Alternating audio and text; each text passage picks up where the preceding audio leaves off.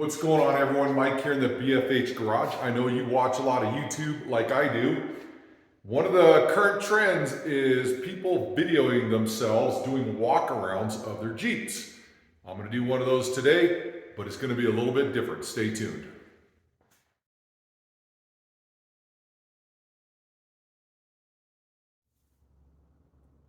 So when I tell you that my walkaround is going to be a little bit different, it's going to be because of this fact. My Jeep's a piece of crap, and there's no way around that. But I can get it to go anywhere I want. I can fix anything on it myself. I don't have to rely on a shop. And that is the whole purpose of my channel. I can share this information with people that want to learn how to do this stuff on their own and save money. This is an incredibly expensive hobby to get into, as you probably already well know. And anywhere we can save some money, that means we're putting money into something else and we can make it even better yet. So follow me. I'm going to walk you around what I've done with this Jeep over the years, and you're going to see how you can also save some money and do a lot of this work yourself. I almost forgot to mention, this Wrangler is based on a 2000 Jeep Wrangler body. So everything that, the original Jeep I should say, was a 2000. And this is what it looked like when I first bought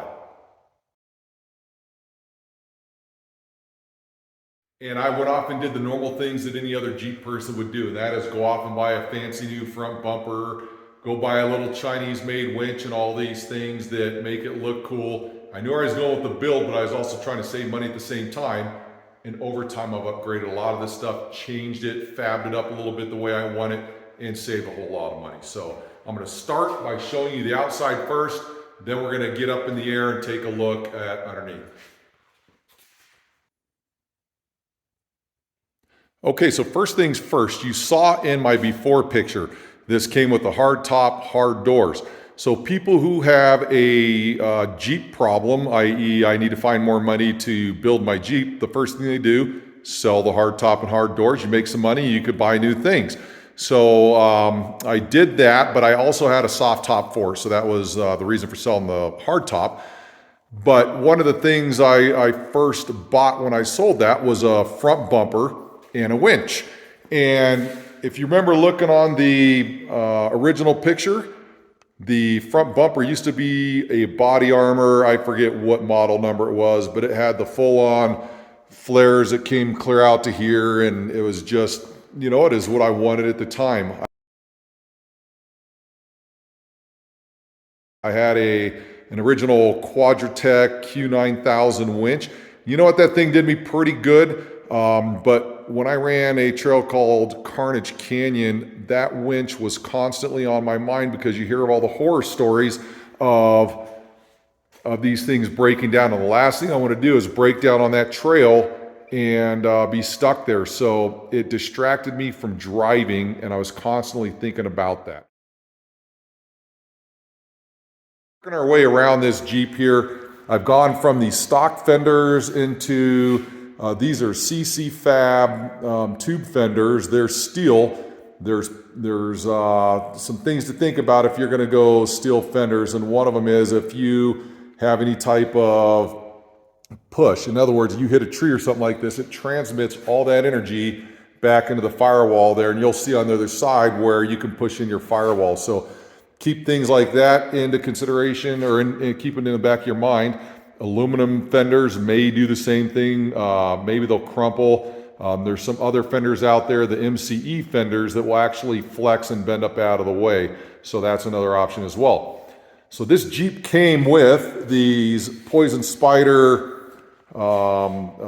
rocker guards here. The thing I don't like about them, don't get me wrong, because they've done me very, very well, but when you think about it, the Poison Spider version, it tucks between your body lift spacers, and what that does, then you've effectively connected your body back to your frame, and you're going to have some noise, vibration, and harshness issues with that. So a truly good rocker panel is not going to attach to that body mount. So keep that in mind. But and you know what, in all honesty, I have beat the crap out of these. They've done me well. So it's hard for me to complain too much about them. So working my way back here, The CC Fab rear fenders, I took a Sawzall and I cut out all the sheet metal to make room for the 35-inch tires when they're completely stuffed. So that's why that opening's bigger. I pulled out the inner fender liner. On the back side, I had a body armor rear bumper.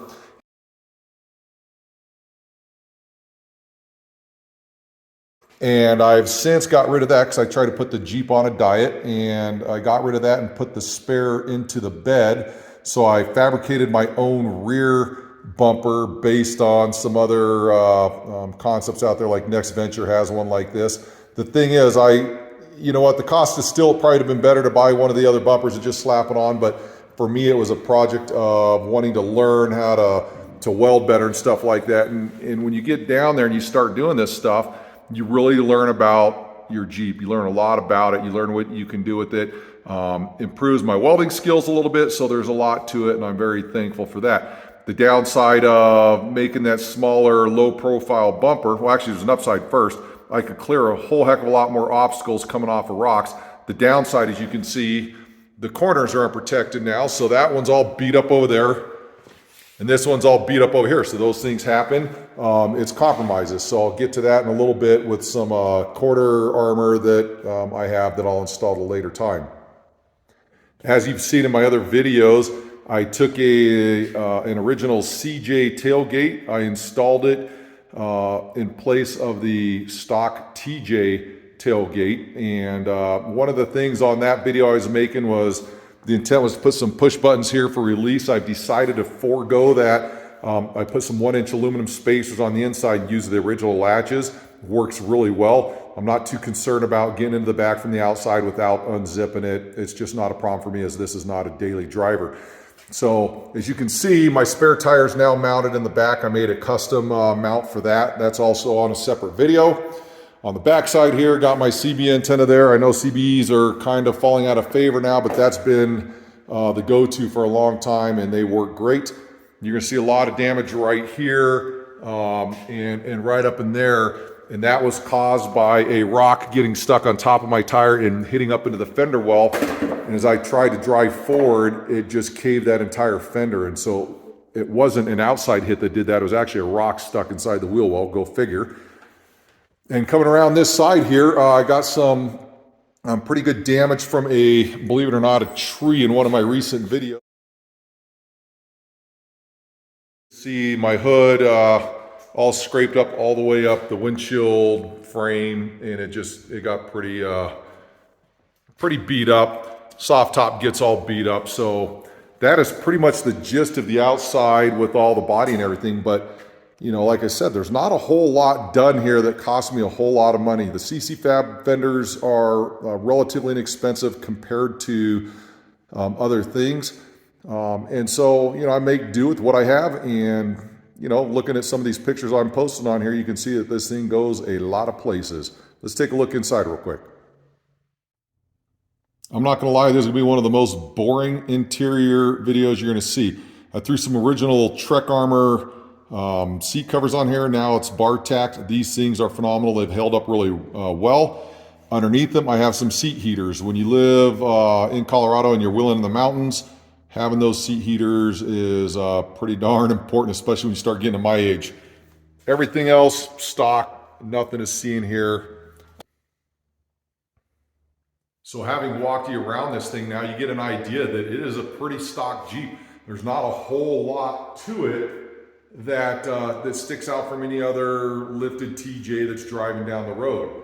The difference, to me, and the difference of where you should put your money, in my opinion, is underneath the Jeep. That's where all that action happens. That's what gets you places, gets you unstuck, or keeps you from getting stuck. And that's what we're going to go over next. One other thing I want to point out too is I did buy a new Warren M8000 winch, so the winch fear is off my list now, and I know a lot of these Chinese winches coming out now are getting better and better. For me personally, with some of the stuff that I'm hanging on, I just want to make sure that I don't have that on my mind while I'm trying to negotiate an obstacle. I don't want to have to worry about that. So let's get underneath and take a look. One of the things you're going to notice about my build is that I try to save as much money as possible when I do stuff. So I'm always looking out for the best deal and things like that. And I'll explain those as I go along. There's some things you just can't save money on. I get that, but every other time I'm buying something, if I can save money, I'm going to do it. I'm going to start off the wheels and tires. I have 35-inch Goodyear MTRs with Kevlar. These tires have been absolutely phenomenal. In Colorado on the granite, they plain and simple, they grab. You air them down about 8 PSI and those things are just awesome. The wheels on there, the only reason I have these wheels, I think they're Fuel Anzas. The only reason I have those is when I bought the tires off a guy brand new, he sold the wheels and tire combination to me for cheaper than I thought I was going to get the tires. So I just bought the entire package and decided to run those since those are aluminum wheels. I used to have steel wheels because, like I said, trying to do things on the cheap, those kept getting bent and around and very difficult to balance, and they're just plain old heavy, and I'm trying to save weight. So I've moved on to the aluminum, and these are not bad. One of the first purchases that I bought, again, saving money, was this aluminum anti-rock. There was a guy who went to ORI Struts and sold me the anti-rock for $200, so I gladly took that off his hands, got that installed. It's been great. Again, I talked about the bumper. This bumper was an original body armor bumper that stuck out to about right here. You've seen my other videos of where I've modded this bumper into what it is today. I still don't particularly care for it. It's ugly as sin, but it serves me very, very well. It takes a beating and keeps on going, so can't complain too much there.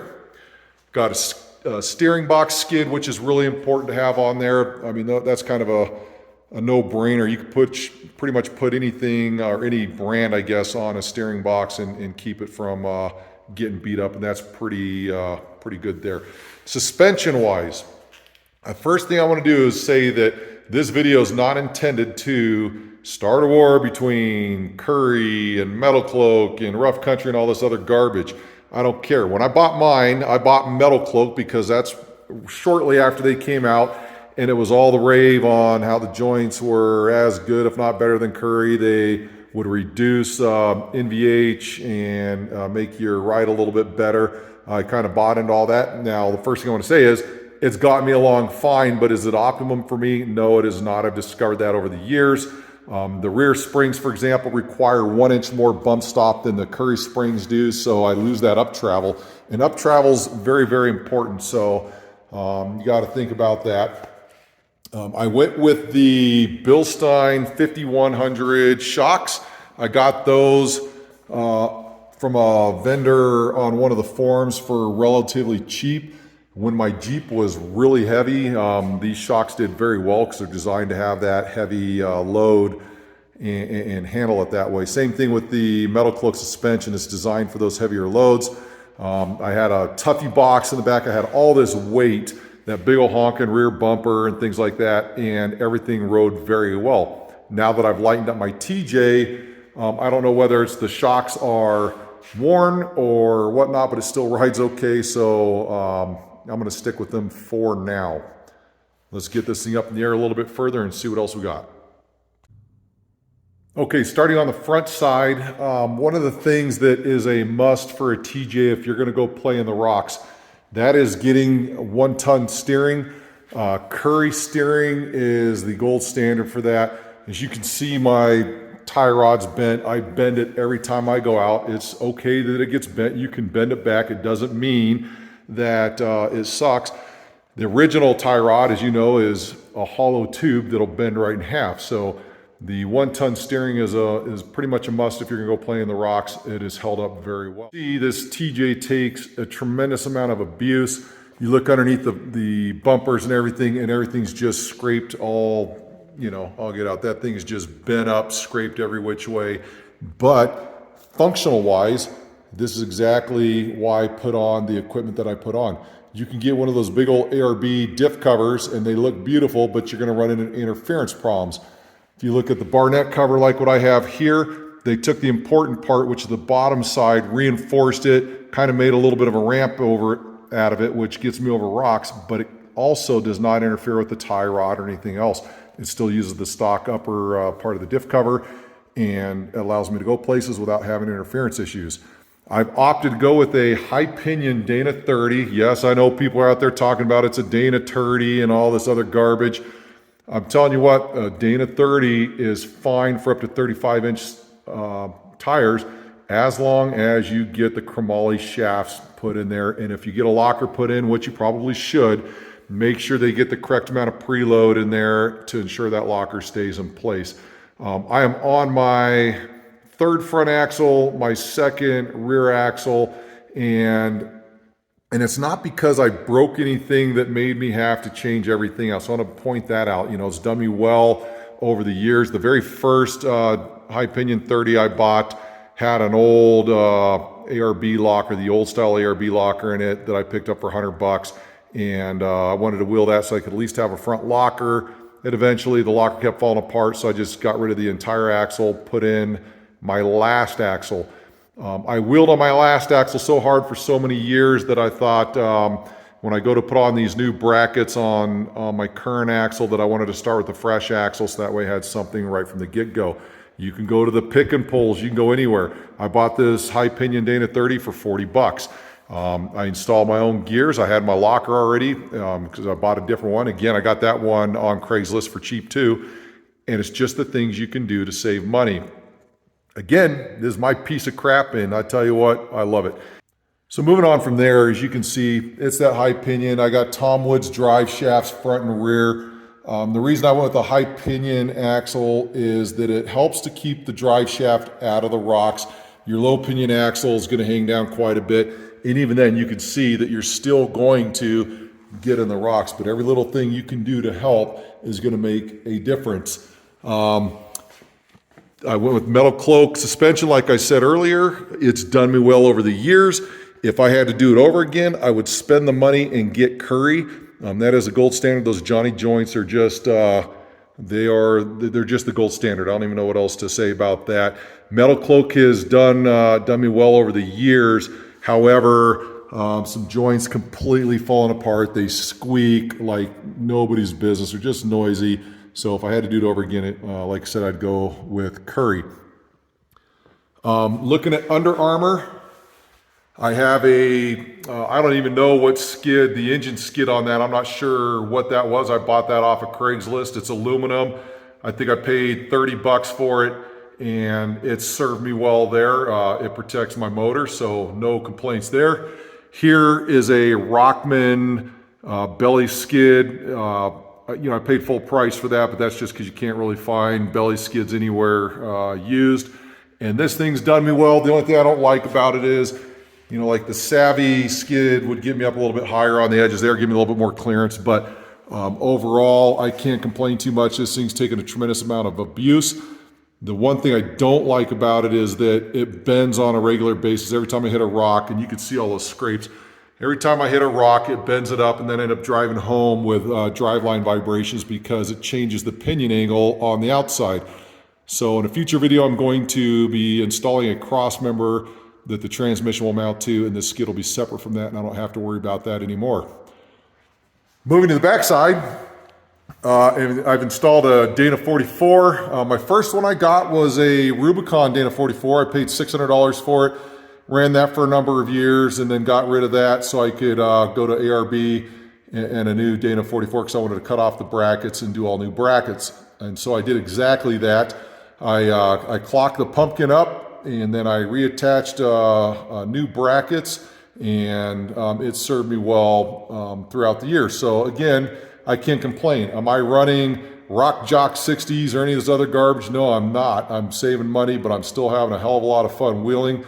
And I'm going places that anybody else can go short of the buggies, so can't complain too much. My brand new exhaust got all beat up first day out on a rock. It's a traditional Walker exhaust. It stays quiet, no problems there, but I'm going to reroute that once I install my cross member. Make sure I keep that up out of the way. On the backside here, I have a Rubicon 241 transfer case, so that gives me that 4-to-1 gear ratio that you need when you're rock crawling. So I picked that up for $400, and yeah, you're not going to find deals like that now, but I got that almost 10 years ago and got a heck of a deal on it. So, like I said, you can build these things to where they're very capable. You just got to be smart about your money. On the back side, let's see what else I got going on here. On the back side, for my gas tank skid, I went with the Savvy aluminum gas tank skid. This is the first gen. This thing has absolutely taken a pounding and has done me so very well over the years. I'm just absolutely happy with that. So that is what I have in a nutshell. I got an ARB in the 44 there. I've outboarded my shocks, kind of, I guess. So what I've done is I cut off the original brackets and welded them to a plate and put them here. So the original brackets stick over here somewhere. I took it, put on a plate over here, and welded it onto the lower control arm. And when I cycled everything, I got it set exactly where I needed it, and it's done very well. However, on this side, as you're going to see, this shock stem is not directly in line with that body, so those need to replace. Things are beat up, and guess what? It's my piece of crap, and I love it. So anytime you're going to do a tummy tuck, put up a belly skin, things like that, one of the things you want to do is put on a body lift to help lift that up so you can raise that transmission and everything. I have JKS on here. There's differing opinions on JKS. They're never exact. Everything's just kind of awkward with them, but it's worked for me. No complaints. Could it be better? Absolutely. And those are things I'll work on over time. But I think this Jeep's probably too far gone for me to give a crap about protecting much more of it. But for now, it's going to do the job. Now, part of that belly lift too is, I don't know if you can see in here or not, you want to do a raised motor mount. So up there I have the more 1-inch motor mounts, and those keep my engine up. And what it does is it lowers the tail end and helps you with your driveline angles. Just like any other Jeep, this leak on my engine skid was not there last time I was wheeling, so I'm gonna have to figure out what's going on.